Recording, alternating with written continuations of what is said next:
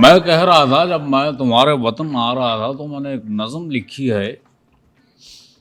आपने देखा होगा, ये रीफ्रेश किया है, सलमान की मूवी का गाना था, 100 दर्द हैं 100 राहतें। हाँ, आपका ही गाना था सर। उसका मैंने आपके मुल्क के हिसाब से बनाया है।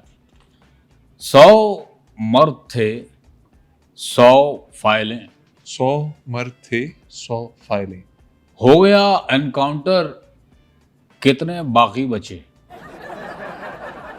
रूखी रूखी सी हवा, रूखी रूखी सी हवा और भूखे कुत्ते की तरह शहर की सड़कों पे वो बाइक पे फिरता रहा। तुझे छूने ही लगा, सीसीडी ने धर लिया। तन्हा तन्हा तन्हा आज तन्हा कल, नेफे में पिस्तौल ना जाए चल।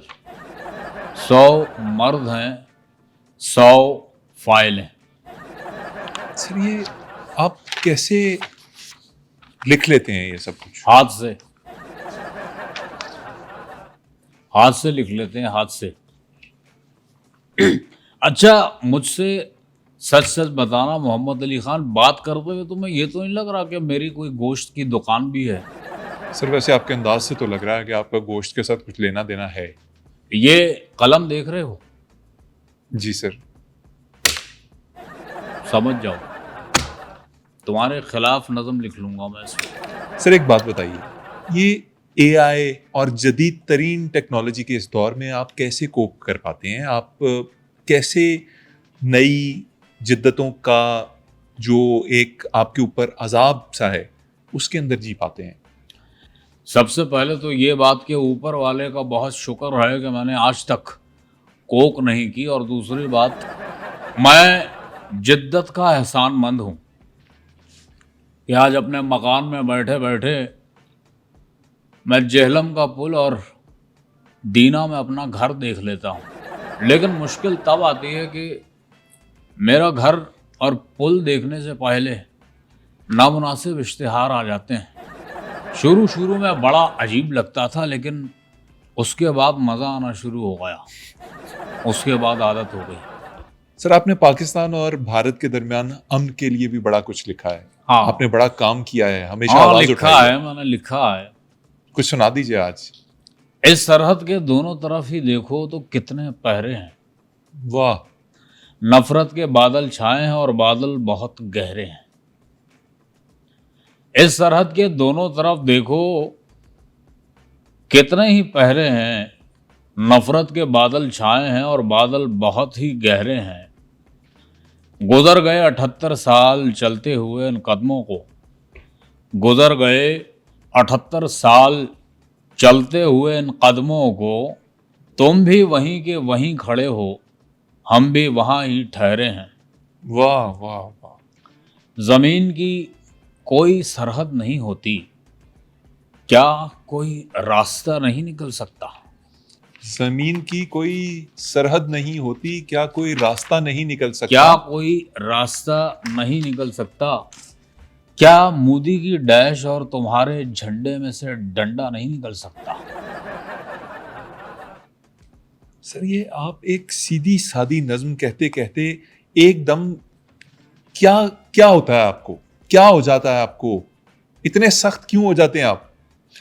मैं उगालदान नहीं है यहाँ पर। सर हमारे यहाँ नहीं होते उगालदान, अब वो दौर चला गया, आप थोड़ी देर कंट्रोल कर लीजिए ना। मैं सख्त कभी नहीं होता, लेकिन मोदी साहब की जो हरकतें हैं वो मुझे सख्त होने पे मजबूर करती हैं। और कुछ सुनना है मियाँ तुमने? सुनाइए सर प्लीज। ओहो, एक तो इसके ऊपर नंबर किस जाहिल ने लिख दिए हैं, 1 2 3 4 5। मुझे कैसे पता चलेगा कि इसमें से पहले नंबर पे कौन है? हाँ, ये नज़म लिखी है, नज़म नहीं, ये एक किस्म की, तुम इसको यूं समझ लो कि मेरे दिल की ख्वाहिश है। मेरी शदीद ख्वाहिश है कि एक दिन तुम और मैं ताज़े ताज़े बने हुए रोड पर नंगे पैर चलें और हमें देखकर इस जहां के सारे टायर अपना होश खो बैठें और गश खाकर ज़मीन पर गिर पड़ें। हम अपनी सराउंडिंग्स को ऐसे इग्नोर करें जैसे एक टिकटॉकर करता है। हम बातें करते करते इतना दूर निकल आए कि किसी नए मुल्क के बॉर्डर पहुंच जाएं और वहां का सिक्योरिटी गार्ड हमसे अगर पासपोर्ट या वीज़ा मांगे तो हम वापस वहीं पलट जाएं जहां से हम दोनों ने अपने सफ़र का आगाज़ किया था। मैंने घर के दरवाजे की कब्ज़ों को इस उम्मीद पे जंग आलूद रखा था कि एक दिन तुम आओगी और दरवाज़ा खोलते हुए की जो आवाज़ सुनाई देगी मैं समझ जाऊंगा कि तुम आई हो। उस दिन वो आवाज़ तो आई मगर तुम नहीं आई। हाँ, चंद चोर आए थे और तेल की शीशी देकर ये कह गए कि गुलजार साहब दरवाजे के कब्ज़ों पे लगा लीजिएगा, इनकी आवाज़ बहुत अनोइंग है। क्या बोर हो रहे हो? चलो तुम्हारे लिए ख़ास नज़म है, अभी अभी आमद हुई है। तुम पे एक नज़म तुम्हारी नज़र करता हूँ कि सुनो। मेरे कांधे पे मेरे सपनों की पोटली का बोझ है। मेरे कांधे पे मेरे सपनों की पोटली का बोझ है। क्या ये बांट सकते हो? क्योंकि मैं थक गया हूँ। बांट सकते हो? वाह, क्योंकि मैं इनका वजन उठाते उठाते थक चुका हूँ। मेरा ये वाला पासा सुन्न हो गया है। वाह वाह उठाओ, बांट सकते हो? वाह। अबे शेर नहीं, मैं पूछ रहा हूँ बांट सकते हो? पूछ रहा हूँ तुमसे। नहीं, आप लिटरली कह रहे हैं कि मैं आके वजन उठाऊं आपकी पोटली का? मैं क्यों उठाऊं आपका वजन?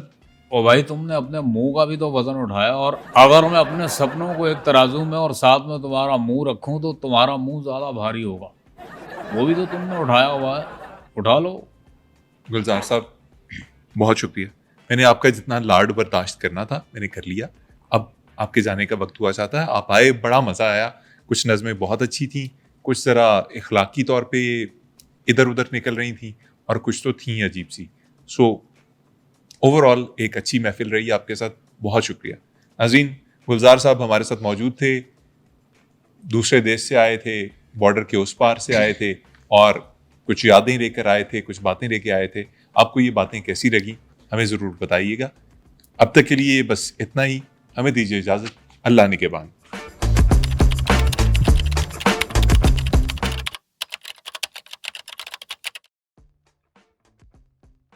अंगूर मेरे सपने नहीं दोबारा ये अच्छा हो गया ना? हाँ, बेहतरीन। आजा। अब ढक्कन के हुजूर, ये कैसी बलों वाली शायरी है आगे कि तुम्हारे दौर में जो वाली शायरी हो रही है उसका क्या? तुम्हारा I am OG, I am not Gulzar now, I am not Gulzar, I am OG now. OG नहीं। रिज, या ये क्या नाम हुआ? या बेबी। अच्छा ओजी रिज। अगर खुद को बदलना है मैंने तो चलना पड़ेगा नौजवान नस्ल के साथ मैंने। सही है, सही है। सर और कुछ जदीद। हैरान हो जाओ ना यूं।